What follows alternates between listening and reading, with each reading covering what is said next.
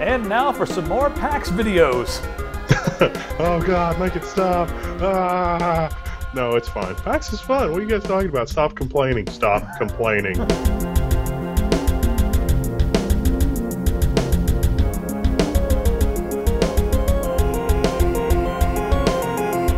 Sometimes I do feel like people just get sick of PAX, and I'm not sure if it's PAX or if it's just the event coverage, because the event coverage you don't get to be as in-depth as you would in like a regular review, but you get to see a lot of things when they come out. So I'm kind of curious as to what the audience thinks. I'm also kind of evaluating the value of these shows as far as our viewership goes and as far as us attending them goes, because I feel like when we go to these events, we don't get as many hits as we would if we were to make videos right here in the studio. And the banana fight video, for example.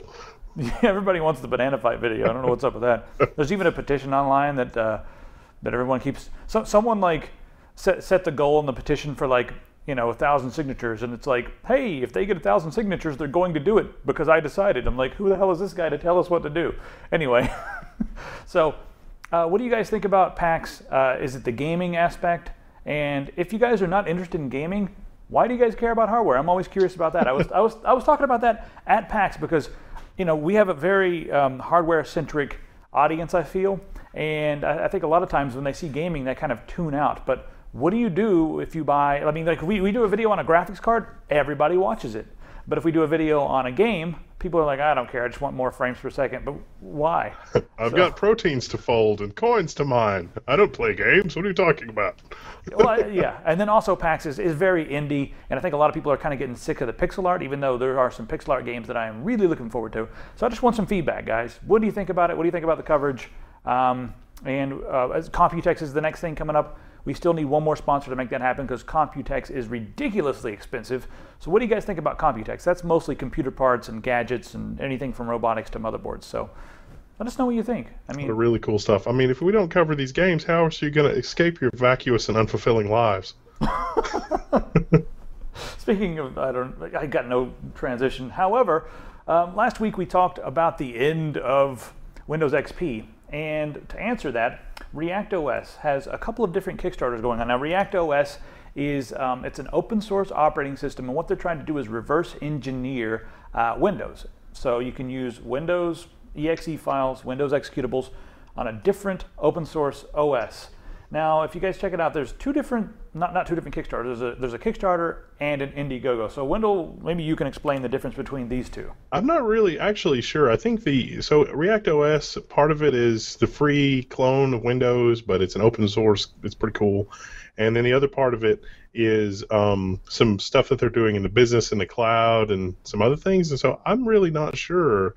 But the Indiegogo is for the community edition.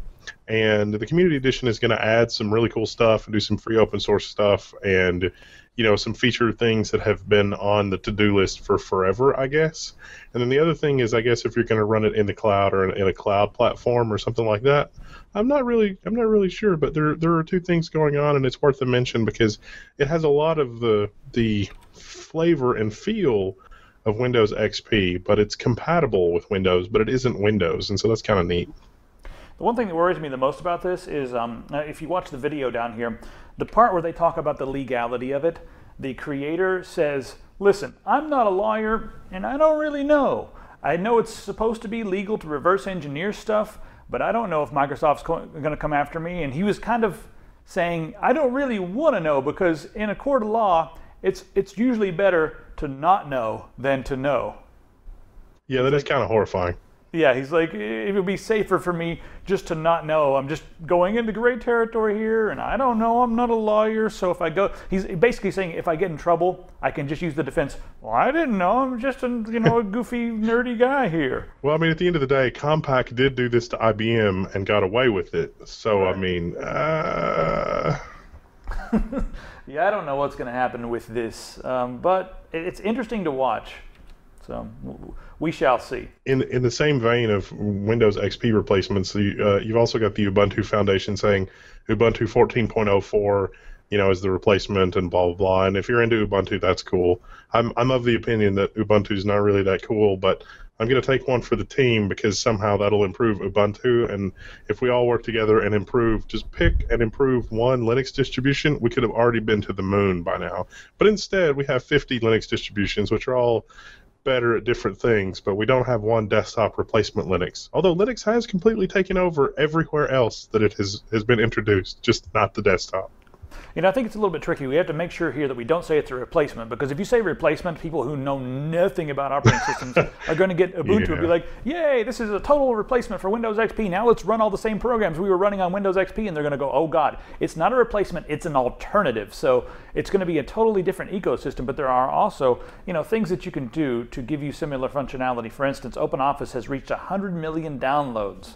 I think I've downloaded it about 12 times and never really used it, so I'm thinking a lot of people may be in that same category where they just keep downloading OpenOffice. It's like, sweet, OpenOffice, I've got all this stuff, and then they're like me, where I'm like, I don't really need the Office stuff. Every once in a while someone sends me, you know, a PowerPoint file or something like that, and I'm like, oh, how can I open this? And I'm like, oh, no, it'll open up in this alternative program here that's OpenOffice or LibreOffice or whatever. You know? The other thing with the XP retirement was they also are retiring Office 03, and so it's like all of a sudden, not people upgrading Office, but people downloading OpenOffice and LibreOffice and all this other kind of stuff is happening because nobody wants a newer version of Office. I mean, Office 03 was that plateau where it's like, this does everything I need it to do. I don't need it to do anything else, and then people stopped caring. Yeah, I think the version that I was using mostly is from like, God, 2008 maybe? I don't even know when the last, I don't know. Oh yeah, Office 07, yeah. They changed everything in Office 13 to try to make it lighter and faster and blah, blah, blah, but it remains to be seen. Yeah. Foobar 2000 also has a Kickstarter. No, this is not a Kickstarter. It's like their own thing. It's just mobile.foobar2000.com. They're doing their own fundraiser because they want to keep every single penny of the money. Now, if you're unfamiliar with Foobar 2000, I'll just go ahead and introduce it to you guys. Foobar 2000, this is the audience. This is Foobar 2000 here. Now, Foobar 2000 is, without any arguments, it's the best audio player for Windows. Now, it's only for Windows. It's not for Linux. It has the most functionality, it has the most features. You can tie it together with the gazillion plugins and make it do almost anything, including encoding, and it can read just about any file. You can just keep adding to it and basically build the perfect player. And I've made some videos on this. It's a bit too nerdy for some, but I found it to be a million times more functional than something like iTunes. And there are other, you know, programs that are pretty nerdy out there too that people argue can do similar things, and maybe can, but my money's with Foobar still. Now they're trying to make this available on Android, iOS, and the Windows mobile. Now they're looking for a lot of money here. I mean, this has so far been a free application, not open source, a free application. And they're looking for a lot of money, $100,000. So far, in the grand scheme of developer salaries, though, that is but a drop in the bucket. It is, but I don't know how. I mean, I don't know how many people it's going to take to create this. I mean, is it going to take a team of two? I mean, this is probably going to pay the salary for 2 developers for like, I don't know what, 6-9 months, maybe. Maybe. But it depends on where you are. If you're in Eastern Europe, certainly. America, maybe not. But I mean, my big problem here is, why is it not on Linux? Where's the Linux support? I've been asking for Linux support for a zillion times. If you go onto their forums, there's a million threads. Hey, how about some Linux support? So if they add Linux support to this, I'm all for it. I also really want a really good player, for Android or something like that. I think if they do that right, there could be, I don't know, it could totally make iPods and whatever that iPod touches, is that what they're called? Yeah, could totally make them irrelevant. Those Apple things. Yeah, those Apple things. So interesting. $300,000. They'll have cloud management. That would be fun. But I don't know. If you guys can donate it to it if you want. I would pressure them to give us Linux support as well. Plus, if they're making it for Android, it can't be that hard to make it on Linux, since Android is Linux, right? I mean, in theory, shouldn't it be pretty easy to make it work on Linux? Theoretically, but again, a lot of the hardware subsystems in Linux, different distributions go their own way, and so it's like, oh, look, we support sound here. Oh, no, we're using ALSA. Oh, no, we're using... It's not really as much of a problem now as it has been in the past, but I could see that maybe those sort of things intimidate their development team. Let's talk about Google just a bit. Now, I had some experience with Google this week. Kane has Google Glass, and I think I hate Google Glass now because I think I'm going to like it more when everybody has Google Glass, but right now Kane was like the only one of like 3 or 4 people at PAX that had Google Glass. So as we're trying to walk around and work, every single person was grabbing him by the arm and stopping him and being like, hey man, is that Google Glass? I have 44 questions for you right now. And I'm like, dude, tell him to fuck off. We got stuff to do. Jesus, I mean, it was like the first 2 or 3 times it was like, okay, cool, this is interesting. Then after like the 12th time I was like, dude, you're not wearing Google Glass tomorrow. So he took off Google Glass and all of a sudden it was like, we got a bunch of work done.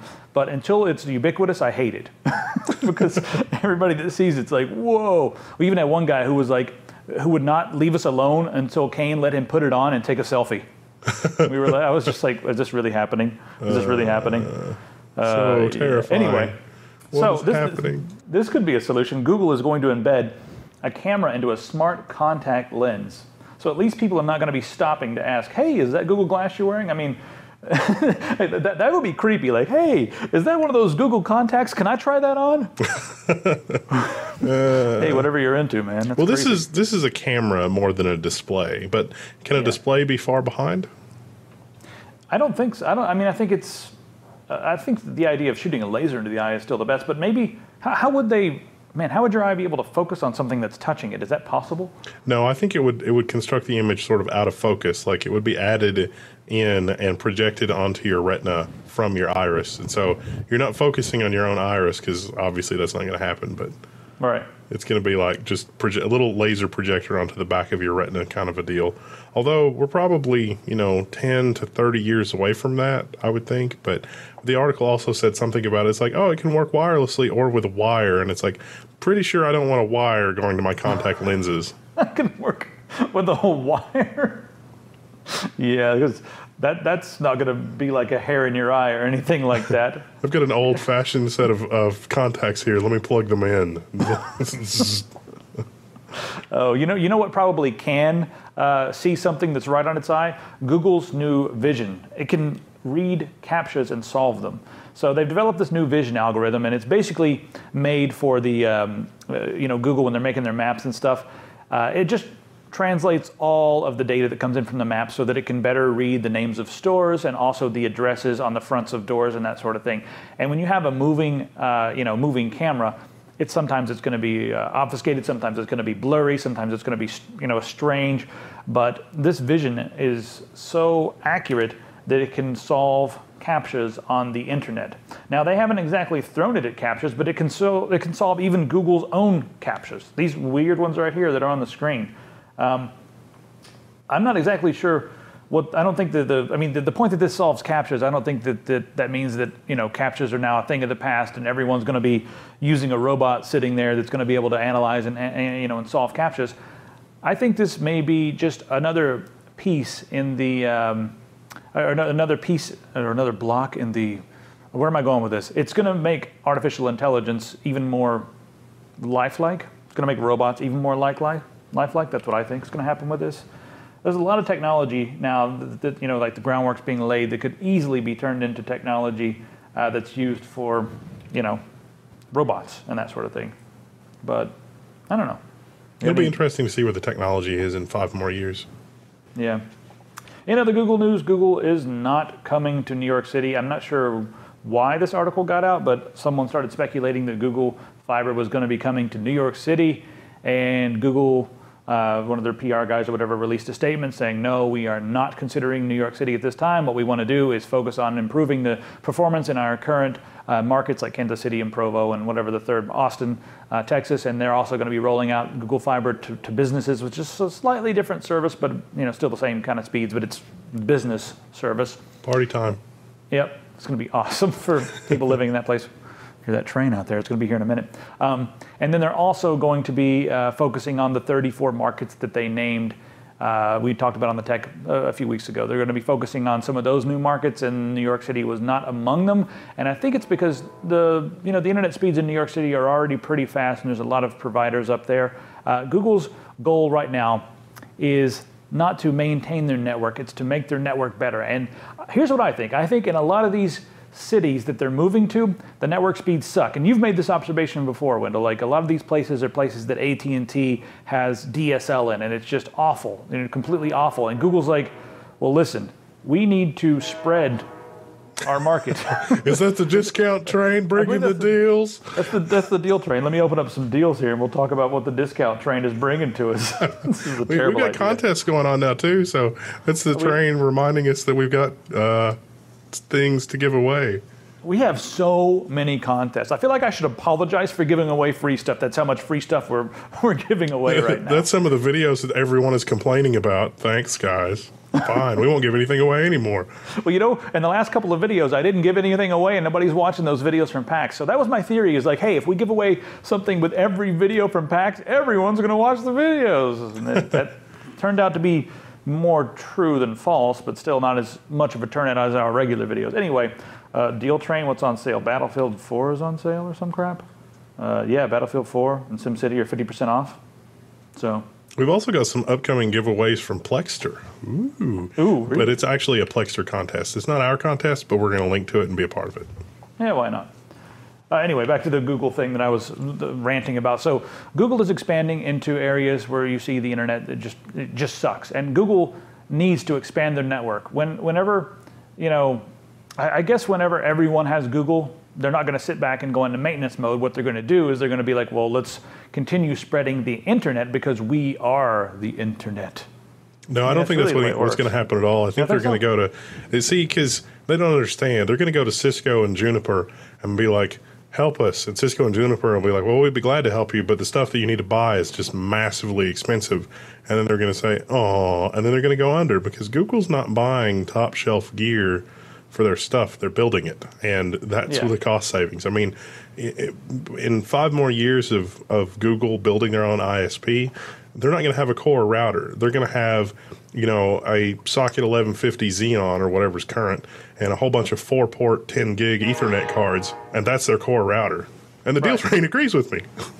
It does. You can hear it pretty good. I'm not closing the window right now because it's just too damn nice outside. It's too damn nice, but I'm going to wait for this train here in a minute. No, I'm going to just keep going. No, we'll just work on through the deal train because we got to get this out and people are crazy. Yeah, I know. We're making this on Friday because I couldn't find the tripod mount. Right now, the camera is teetering on a monopod because I can't find the plate for the.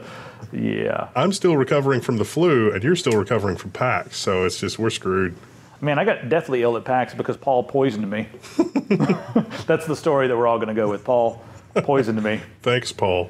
Yeah, Paul. Anyway, back to this Google thing. We'll talk about this a little bit more as far as the spread of Google goes, because I think Google's doing as much as they can to spread the internet to places that don't have the internet and get high-speed access to a lot of places.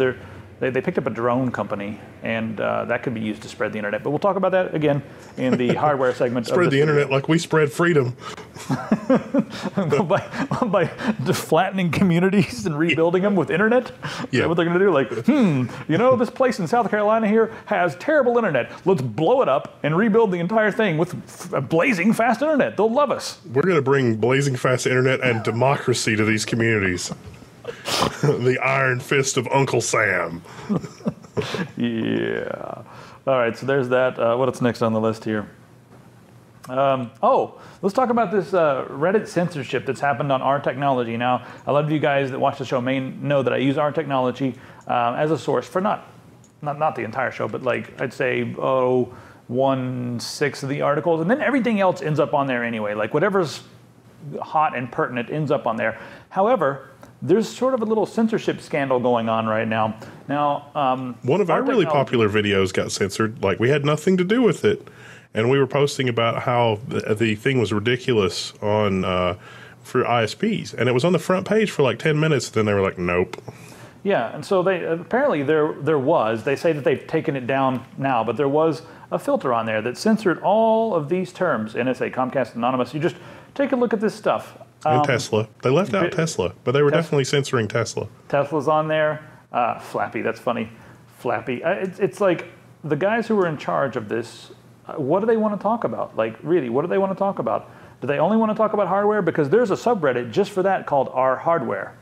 Just for that stuff, guys. They even censored Feinstein. it's like, do some of the moderators work for the government? Do some of the moderators work for the NSA? Why do they want this stuff to be censored? I don't understand. This is really only worth a mention, and so there's moderator turnover now, and our technology is not linked from the front page, but big deal. Who cares? Yeah, I mean, it had like 4 million because it was a default subreddit. The other thing that I want to talk about here is Ohanian. A lot of people are throwing some mud at Alexis Ohanian because, I mean, that's one of the founders of Reddit. He was a moderator on that, but when he looked at this, he just immediately unmoderated himself or made himself a non-moderator because he's like, guys, I'm not an active moderator. I didn't even know I was a moderator. Sorry, and he took himself off. So yeah, it's been a big ridiculous scandal. But we do have our own subreddit that no one really uses, but maybe we'll start using this from now on. Guys, feel free to post in our tech syndicate, and you guys can post Comcast and the NSA, and you guys can post about hardware, and you guys can post your build logs or anything you want on here. But I don't know, our forum is probably just as good for this kind of stuff. I don't know. If you want the rest of the world to see it, maybe we should tell Reddit to make Tech Syndicate a default subreddit. The B tree of liberty needs to be refreshed from time to time with the bits of tyrants. Oh man, speaking of tyranny, we're going to talk about this a bit today, but remember LavaBit? LavaBit was the very secure email provider that Snowden may or may not have used, and then the FBI comes in, or was it the NSA? I forget. I believe it was the FBI, right? They came in and they were like, hey, we must see everything. And LavaBit was like, I can't do that. That would compromise the security of all of my members. And it breaks just too many laws. The guy was not comfortable with it. So his response was to entirely shut down his service. So he essentially got put out of business because he wanted to, follow the Constitution. The deal here was that the guy, they wanted to wiretap one guy on this guy's service. But in order to do that, they wanted him to give up his SSL keys. And it's like, well, there are better ways to do this. And the guy that owned this service wanted to challenge the pen and trap provisions in federal law that make this sort of thing legal. And procedurally, this ruling is saying that he failed to do that. And so this ruling is saying he's lost his appeal that he was found in contempt for not turning over the SSL keys. But the court didn't say, oh, you challenged this and lost. It was just completely a procedural issue. It's like a technicality. It's like, we're not going to rule on that because from a technicality standpoint, you're totally in contempt. So that's disappointing because a lot of people were looking at this saying, well, this order is really, this is sort of a big deal. Can you actually challenge that? And the court seems to be saying, oh yeah, you can totally challenge that. Unfortunately, this guy failed to do that because he didn't follow procedure. And I really think they should have given him some leeway because he didn't have a lawyer early on.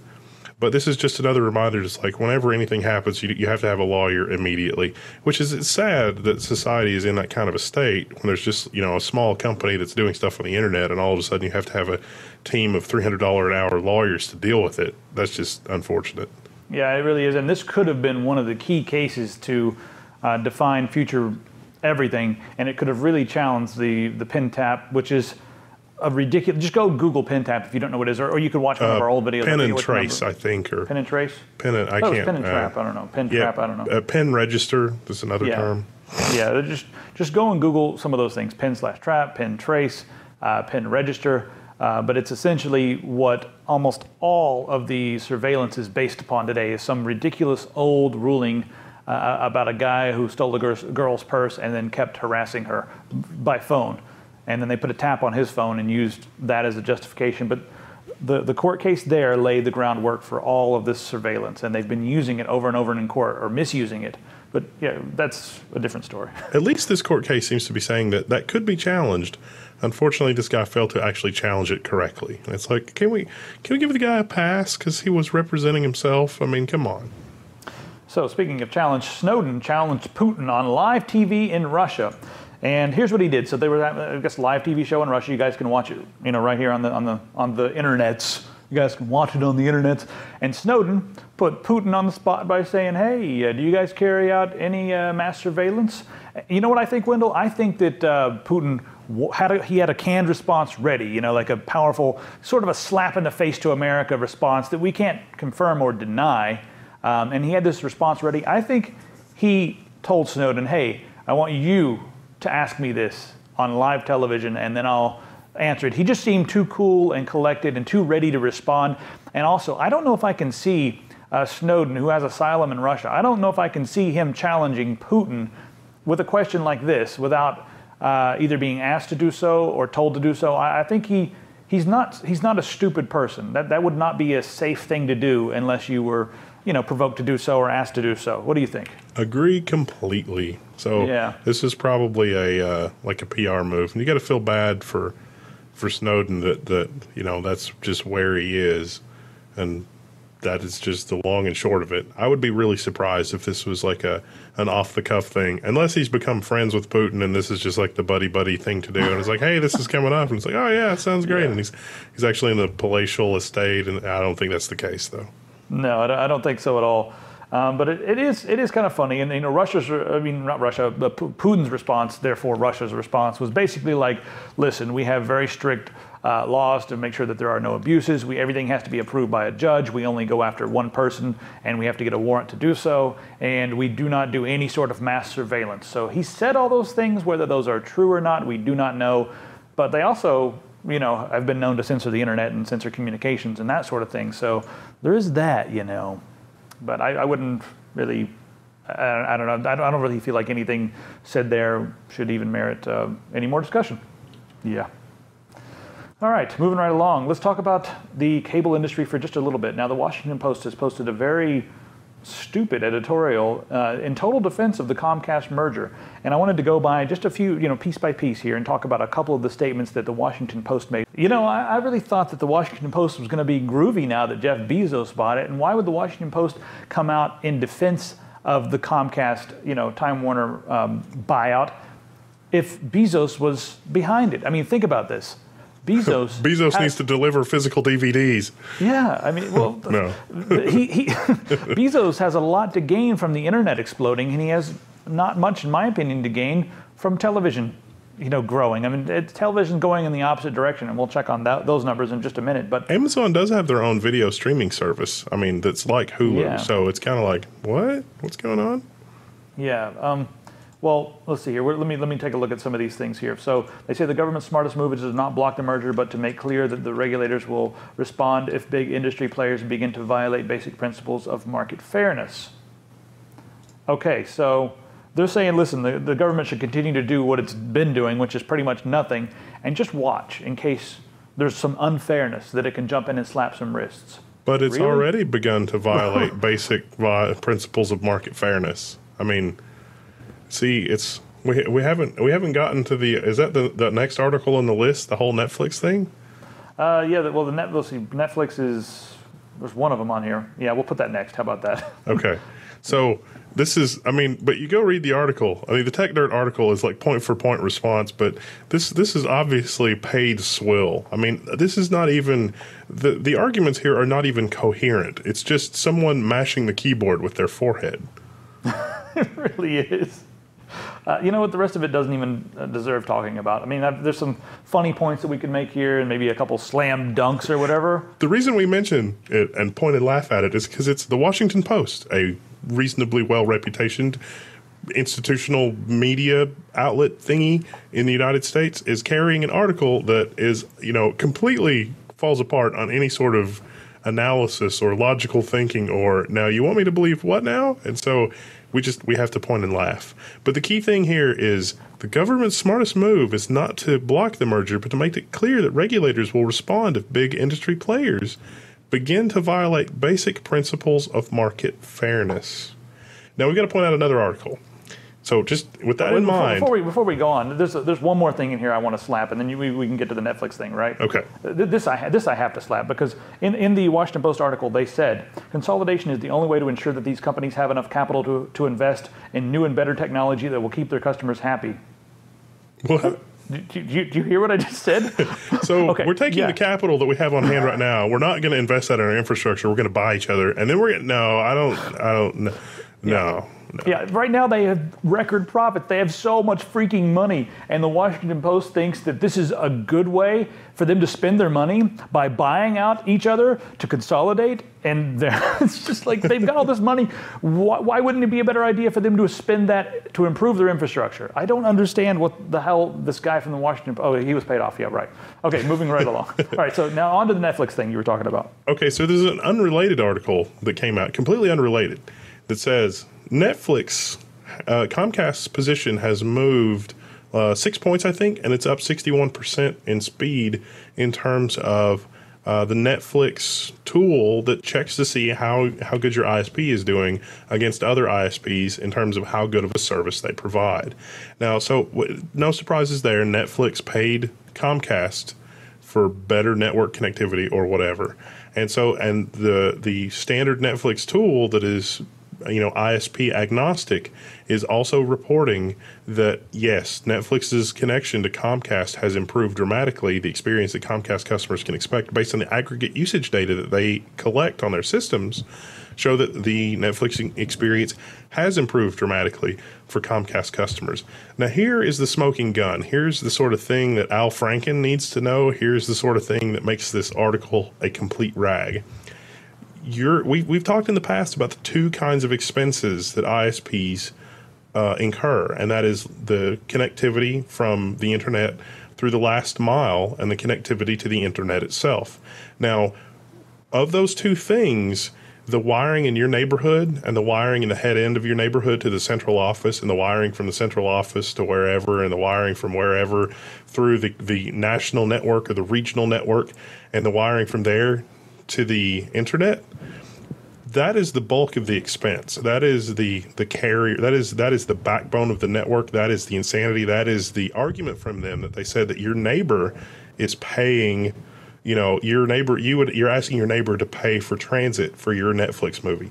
That is what they're talking about, because your neighbor and you are on the same network, and it's got that backhaul that follows that out of your neighborhood to the regional, to the whatever, all the way up back to the internet. That is where the bulk of their infrastructure expense is. That is where the bulk of the cost of providing the connectivity is. And here we are, a week later, 2 weeks later, they've just flipped a switch, and all of a sudden Netflix is better. So that tells you that the infrastructure was already in place in the last mile. They were choking it at where it connects to the internet, which is, if you have a brain, that's what you would infer from the whole Cogent Comcast spat. But the reality here is that this demonstrates that they can just flip a switch and buy more internet connectivity. Their infrastructure was already upgraded to support it. They were literally artificially limiting the internet connectivity. That was the problem. It was not the last mile infrastructure, because if it was the last mile infrastructure, there's no way they could roll out enterprise upgrades in a week. There's no way it could happen. And we actually have insider reports of these things from an anonymous person. That's all I'm going to say about that. Exactly. Basically, he's like, yeah, there's software that's limiting things. That's the email we got. So and I really hope they're just going to throw a switch. And sure enough, that's exactly what happened. They just threw a switch, and now it's working. I really hope some senator somewhere is looking into this and calling for an investigation, because if they investigate, they will find smoking guns about this. Yep. All right, let's see here. Let's talk about the FCC and ATT. So the FCC is auctioning off the 600 megahertz band, right? They're going to do a big auction for that. We've seen the auction for the 700 megahertz bandwidth range, and that was pretty crazy. And AT&T could really benefit from this. Now, this is mainly going to benefit the carriers like AT&T, who need to improve their, I guess their 4G or whatever, their just their internet speeds over cell. So AT&T is threatening to sit out because the FCC wants to retain 30 megahertz of this 100 megahertz bandwidth for smaller companies, for like little mom and pop cell companies, or Appalachian Wireless or whatever the hell, just small companies. And AT&T has got their panties in the wad, and they're basically like turning over everyone's toys over and like grabbing their ball and being like, we're just going to go home, screw you guys.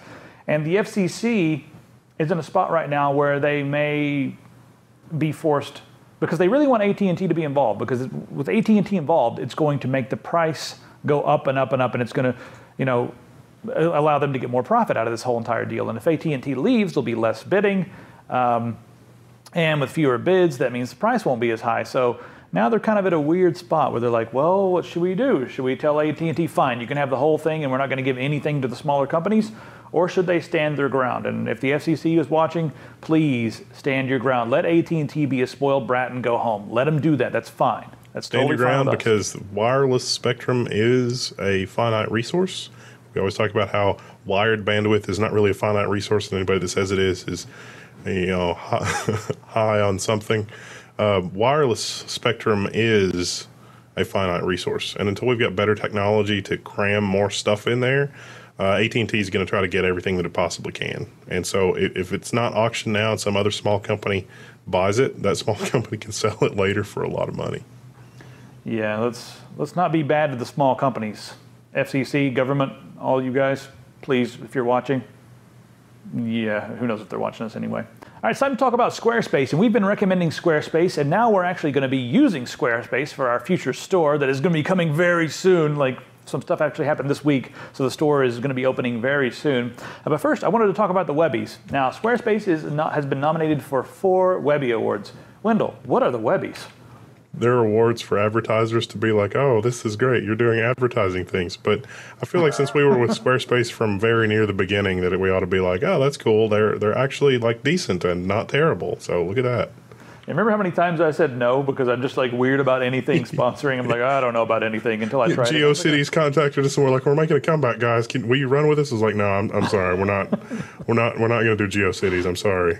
You kidding me? We need more animated GIFs. Marissa Mayer called me on my cell and was like, we're going to bring this back. We just need you guys. I was like, no, I'm sorry, I can't do this. I can't do this.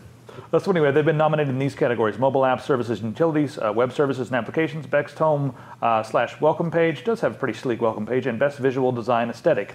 Now, these things may sound to some of you guys out there like less nerdy things, but this is the type of thing that businesses like to see. They like to see a web page that looks kind of like this. So, yeah, let's tell you guys a little bit about Squarespace while we're here. So. This is Squarespace. Now you go in here, and it's mainly for anybody out there who wants to build a website, or if you have clients who need a quick website, it's a good place to go. They now have stores. They now support you if you're a band or an artist. Really good for portfolios and that sort of thing. And the thing that I've liked about Squarespace is the fact that they're content forward. The back end is extremely easy to use. It doesn't require any code, but there's Git access. You know, go ahead and take a tour here. I'm going to show you guys some of the themes here. It is really powerful if you want to get in there from like a developer standpoint and do some really, really cool stuff. You can do that. We're probably going to have to do a couple of things like that for our store, but not much. Speaking of stores, here's some of the shops that are available. The way it works is you go through and you click on a template, and then you start with that template, and then you just fill it in with content. And then the content basically dictates the design. So, you know, where's the store thing? Anyway. Let's see here. I'll show you guys one more category. Bloggers, artists, restaurants, musicians, weddings. They added a wedding category. Very interesting. There's also a learning center they put together now. Let's show you guys just a few templates for, we got some musicians with Among Us, you know. Click on a musician template. There we go. Open this up. Let you guys check it out. So just, like I said, very simple. You've got Bandcamp integration right there. And again, you can buy and sell things. Look at this. This is our store. We're going to be using Squarespace for our upcoming store. You know what I really like about this window? I like the fact that I can, we can put all our T-shirts for sale on there. We can put, and have them actually get to the customers. Yeah, like on time, within a few weeks instead of 6 years, like it was taken with District Lines. But we can list pretty much anything we want, and since it's so easy to control, the back end on this is ridiculous. So what we can do is if I have something, or if you have something really cool, like a one-of-a-kind item, we can list it with the quantity of 1. Like maybe you find like some old relic and you're like, you know what, this might be cool to let some of the fans check this out.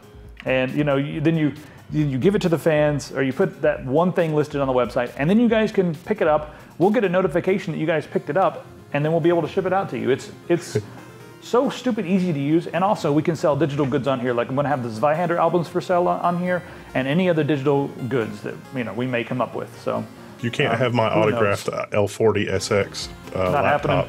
Happening. Absolutely not. Maybe we could do an autographed Nosferatu case or something. Yeah, who knows? We could probably have a lot of fun with a lot of different things. Anyway, so we're going to be using Squarespace. And if you guys need something that's quick and simple and easy, or if you have a lot of clients that expect quick turnaround time but also decent quality, check out Squarespace. That's my endorsement. And now let's get back to the regularly scheduled tech, shall we? All right. Actually, no, that's going to be the end of this one, because the next thing we're going to talk about is hardware. Hardware. Yeah. So yeah, that's the end of this episode, guys. So sorry this was a few minutes late. Next week we're going to be completely early, 10 minutes early, just for you guys. And right now what you guys should be doing is sitting there and waiting, maybe playing a couple video games, but don't leave your computer, because in about a day there's going to be part 2, which is all hardware and science and also some gaming, and that'll be coming up very soon. So we'll see you guys in the next video.